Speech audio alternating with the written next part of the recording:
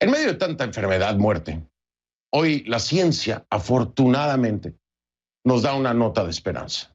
Es un fármaco. El fármaco se llama dexametasona. Es un esteroide de bajo costo, de hecho, ampliamente disponible. Y podría ser la clave en el tratamiento de enfermos con COVID-19. Ojo, no se confunda, esto no es una vacuna.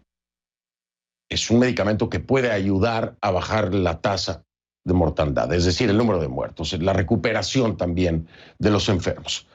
Los resultados preliminares de un estudio realizado en Reino Unido develaron que el medicamento influyó en eso que yo le decía, la tasa de mortalidad de los participantes en el ensayo clínico.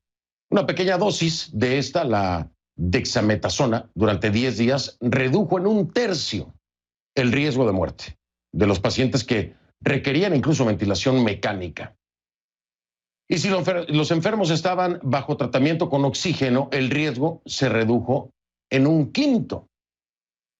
Sin embargo, no se percibió ningún beneficio en los pacientes infectados cuyos pulmones funcionaban lo suficientemente bien. Pero bueno, aquellos en casos extremos usando respiración mecánica sí vieron resultados positivos, ¿no? Aún así, los expertos calificaron el hallazgo como un gran avance. Por supuesto, la dexametasona es un medicamento que se usa para tratar ciertas formas de artritis, alergias severas y asmas. Pero, ojo porque las autoridades sanitarias no recomiendan el uso del fármaco en casa, ya que podría tener efectos secundarios perjudiciales. Y esto, bueno, son solo resultados preliminares. Hay que tener mucho cuidado. La automedicación en estos casos es lo peor que puede hacer usted, ¿eh?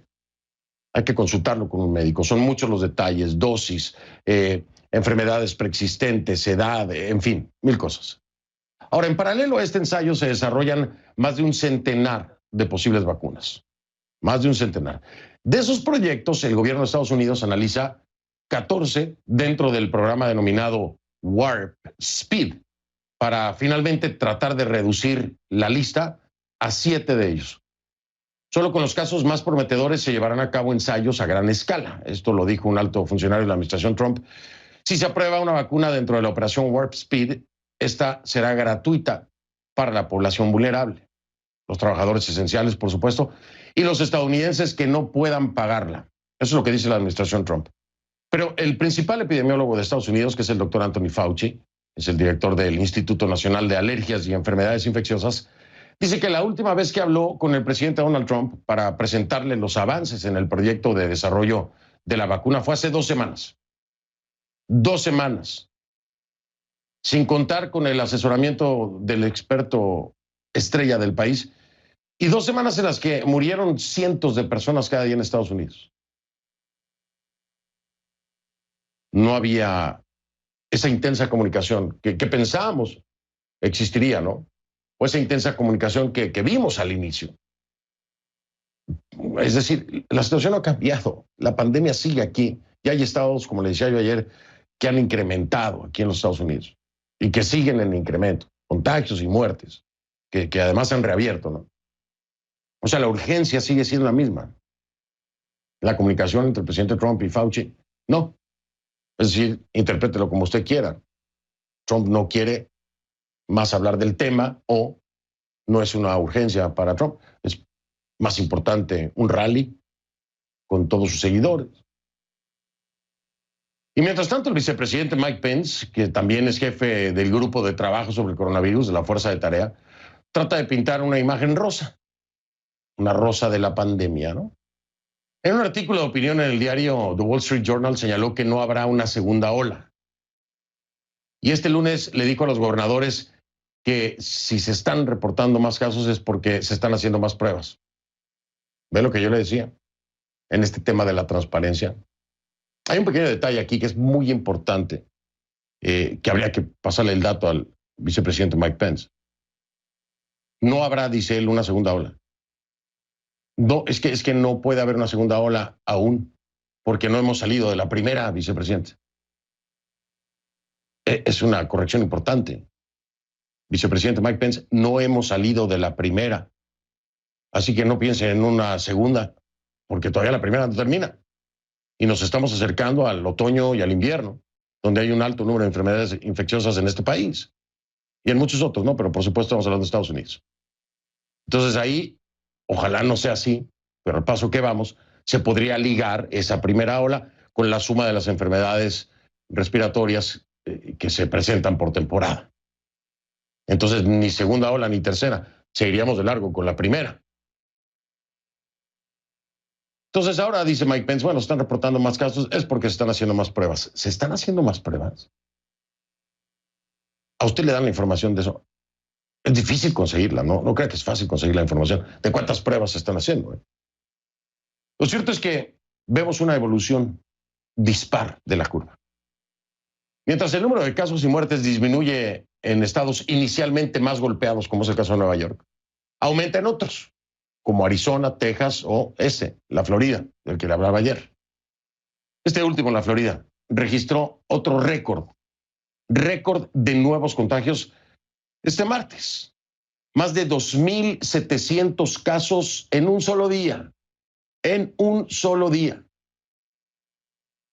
Esto nos lo informa Ana María Mejía desde Miami. Ana María, adelante. Hay preocupación en el estado de la Florida debido al aumento significativo de los casos de personas contagiadas por coronavirus. El pasado fin de semana se hablaba de nuevos récords de más de 2,000 personas contagiadas el sábado, más de 2,000 personas contagiadas el domingo. El lunes se abría una pequeña luz de esperanza debido a que este número estaba bajando y decían las autoridades había llegado a cerca de 1,700 personas contagiadas. Sin embargo, en las últimas 24 horas este número pues marcó un nuevo récord desde que se diera el primer caso por coronavirus aquí en el estado de la Florida. Se ha llegado, dice el Departamento de Salud del estado, a cerca de 2,800 personas contagiadas, lo que definitivamente tiene preocupadas a las autoridades y también a los habitantes del estado. Es que la orden de más seguro en casa sigue en lugar, si tiene más de 60 años de edad o si tiene una condición de alto riesgo, quédese en casa lo más posible. Aunque parece que la mayoría están siguiendo las reglas, vamos a seguir mirando bien la situación. Si empezamos a ver un aumento en casos en el average de 14 días, vamos a hacer lo que es necesario. Se le preguntaba no solo al alcalde del condado de Miami-Dade, Carlos Jiménez, sino también al alcalde de la ciudad de Miami, Francis Suárez, si en algún momento han pensado, por ejemplo, decirle a la gente que nuevamente tiene que quedarse en casa, cerrar algunos negocios, y lo que han dicho es que por ahora no lo están contemplando, que definitivamente van a seguir monitoreando las cifras y que probablemente se tomen nuevas medidas, pero que no van a reversar. Eso sí, en definitiva, el sur de la Florida no entrará todavía a la etapa número 3 en la que se abren las salas de cine, también algunos teatros para conciertos y eventos multitudinarios. Pero, dicen las autoridades, hay que seguir monitoreando y nosotros estaremos ahí también muy atentos a lo que dicen las cifras y también a lo que dicen los especialistas acerca de este fenómeno, de lo que está ocurriendo aquí en el sur de la Florida con el aumento de los casos por coronavirus. Ana María Mejía, CNN, Miami. Gracias a Ana María por la información. Pues sí, hay que estar muy atentos al aumento de los contagios, pero de verdad hay que estar atento al aumento de los contagios. Estados Unidos tiene más del 50% de los casos en la región de las Américas, más del 50%. Una de las debilidades de la zona, de acuerdo con la Organización Panamericana de la Salud, es que se trabaja para contener el coronavirus dentro de las fronteras nacionales. Sin embargo, la tendencia es de un alto grado de propagación en las zonas fronterizas, como entre Venezuela, Colombia, Nicaragua y Costa Rica, Haití y República Dominicana. Esto es importante. Por eso es que cuando usted pone atención a las cifras de su país, debe de pensar también en las del vecino, porque ahí es que el intercambio se da precisamente en las fronteras. Vamos a comprobarlo, si le parece, con los números, las cifras diarias que le damos aquí en nuestra región. Así que iniciamos alfabéticamente. Argentina. Argentina está ya con 34,159 casos y 878 fallecidos. Bahamas, más de un centenar de casos y 11 muertes.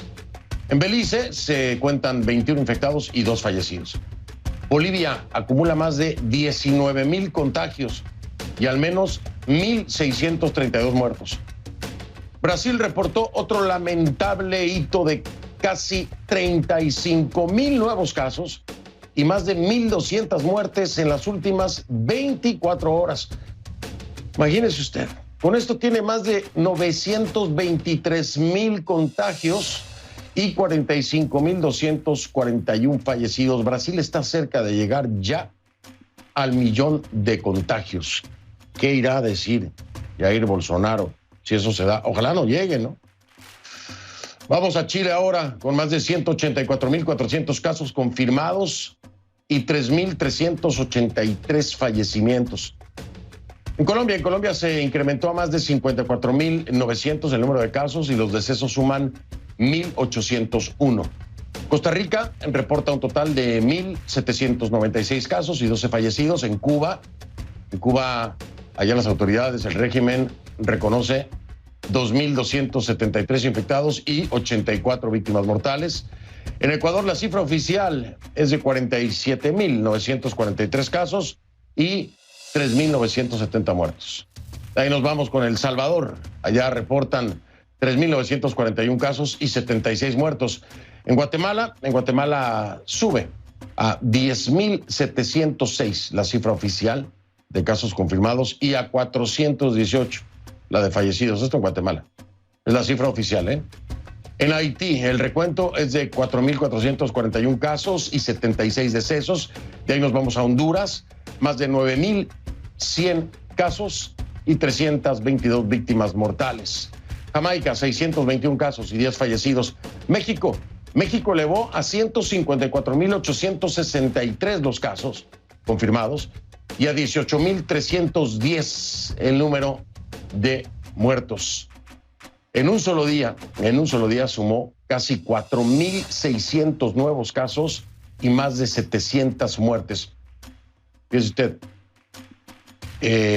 no he contado todas las veces, pero entre el subsecretario López-Gatell y el presidente Andrés Manuel López Obrador han aplanado la curva y domado la pandemia no sé cuántas veces. Y les han dado hasta fechas en México, ¿no? El propio López Obrador, de cuándo iba a terminar la pandemia.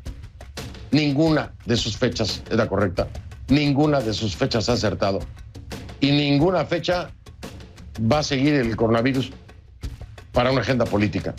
Le repito, en México, en un solo día se sumaron casi 4.600 nuevos casos y más de 700 muertes. Nicaragua, bueno, el régimen Ortega Murillo ahí reconoce 1.823 casos positivos y 64 defunciones. Es lo que reconoce el régimen, ¿eh? Panamá, 21.962 casos y 457 defunciones acumuladas. Paraguay contabiliza 1.303 casos y 13 fallecimientos. Perú se suma ya más de 237.100 infectados, 100 infectados, imagínense, 237.100 y 7.056 muertes allá en Perú. En la Isla del Encanto, en Puerto Rico, 5.951 infectados y 147 fallecidos. República Dominicana, hay más de 23.600 contagios y 615 decesos. Uruguay reporta 849 casos y 24 muertes. En Venezuela, el régimen de Maduro reconoce 3.150 contagios y 27 fallecimientos, de acuerdo, le digo, al régimen de Nicolás Maduro. Como sabe, el equipo de conclusiones tiene el compromiso de comunicarle la cifra de contagios cada noche. Lo hacemos, creemos que es necesario, ya se lo explicaba yo, en el equipo lo vemos, usted no solamente está interesado en saber cómo está su país, sino cómo están los países vecinos, incluso la región como tal, porque al final de cuentas esto puede afectarnos en un futuro, ¿no?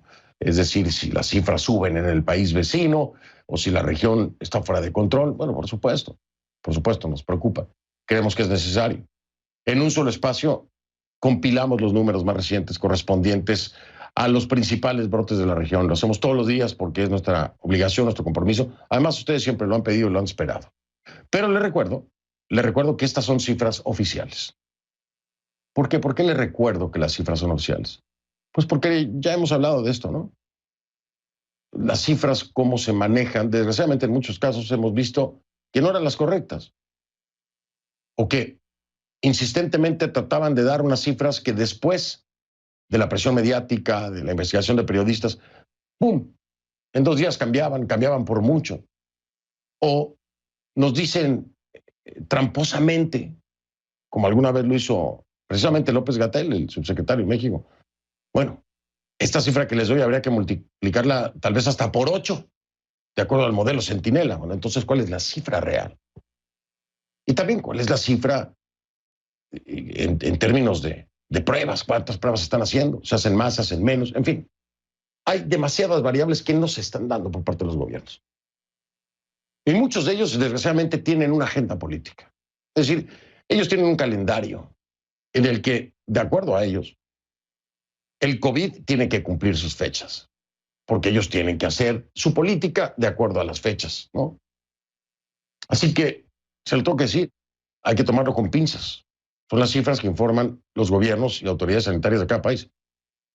No siempre coincide con el número real de contagios, ¿no? Sobre todo teniendo en cuenta el aumento de las denuncias en torno a estos datos, la veracidad, la opacidad, la falta de transparencia. Este martes, por ejemplo, Chile hizo un importante reajuste en sus cifras y sumó más de 31,000 nuevos contagios. ¿Qué reajuste, no? 31,000 nuevos contagios. Imagínese usted. Esto es el equivalente a una sexta parte de lo que el país registraba hasta el día de hoy.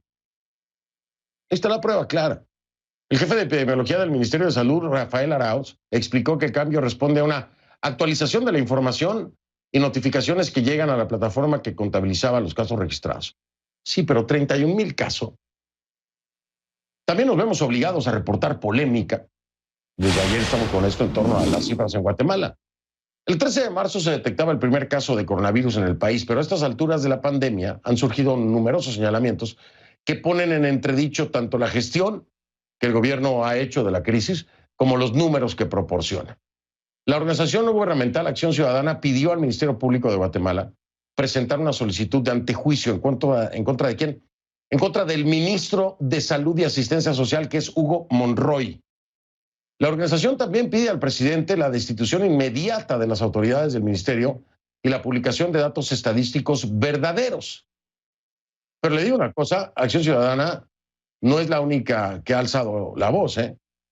No, el jefe del Departamento de Epidemiología del Ministerio de Salud, Manuel Sagastume, que estuvo ayer aquí en Conclusiones, presentó su carta de renuncia, citando que, y lo reafirmó ayer aquí en el programa, opacidad en la cifra de muertos. Y me detalló este lunes en Conclusiones, anoche, las incongruencias que halló en los reportes estadísticos. Escúchelo usted. No entendemos, aunque muchas veces es importante, del tema político, del tema imagen. Nosotros lo que entendemos es que mientras más pronto actuemos, más pronto podemos hacer frente a esos enemigos invisibles que atacan la salud de la población. Entonces, además, 20 epidemiólogos escribieron al ministerio preocupados por lo que llaman las deficiencias en la respuesta gubernamental y pidiendo la publicación de información verídica. Ante las múltiples denuncias, el procurador de los derechos humanos de Guatemala, que es Jordán Rodas, recordó al no entregar la información estadística requerida, se incumple, ahí está lo que le decía al inicio del programa, se incumple la ley. ¿La ley de qué? De acceso a la información pública. Así que en definitiva son muchas las acusaciones que se acumulan y que tenemos que ampliar precisamente con nuestra Michelle Mendoza, que nos acompaña en vivo desde Ciudad de Guatemala. Así que voy con ella rápidamente. Buenas noches, Michelle. Gracias por estar de nueva cuenta aquí en el programa. Cuéntanos por qué esto sigue creciendo. Así es, sin lugar a dudas, conforme pasan los días crece la polémica en torno a las discrepancias que existen, o más bien que ya ha sido reflejada por múltiples organizaciones y también incluso diputados del Congreso de la República que sostienen que no hay transparencia en el momento de emitir los datos de decesos. En este caso, justamente en el mensaje a la Nación, después de que el ministro de Salud, Hugo Monroy, anunciara 427 casos nuevos positivos y más de 15 decesos en este día, entonces le dio la palabra a su asesor que se encarga de recabar estos datos y él adjudicó estas discrepancias a desinformación. Escuchemos. En los últimos días se ha generado desinformación con respecto a los datos de coronavirus en el país. Hemos logrado identificar duplicación de datos de 20 personas fallecidas e incluso estos casos tienen un triple registro en algunas situaciones, por lo que toda aquella información relacionada con esta emergencia que no sea informada, refrendada por el despacho ministerial, carece de las calidades de oficial. Fernando, dejando a un lado, por supuesto, este tema que es bastante controversial, también hay que hablar sobre las condiciones en las que muchos médicos se comunican con los periodistas, porque es en este momento clave de la historia en la pandemia en Guatemala que ha sido clave sostener información por parte de las fuentes que muchas veces no pueden hablar directamente con los medios de comunicación dando sus versiones oficiales porque no están autorizados para hacerlo.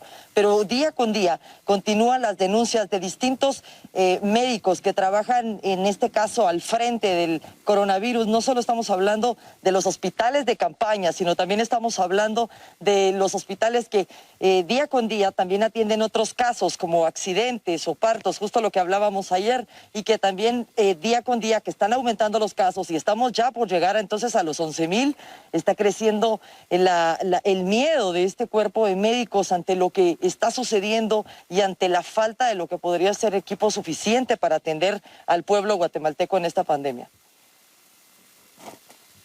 Michelle, pues la preocupación está en todos lados. Desgraciadamente ahora con el tema de Guatemala, pues hay dudas y varias, pero se irán esclareciendo, te lo apuesto.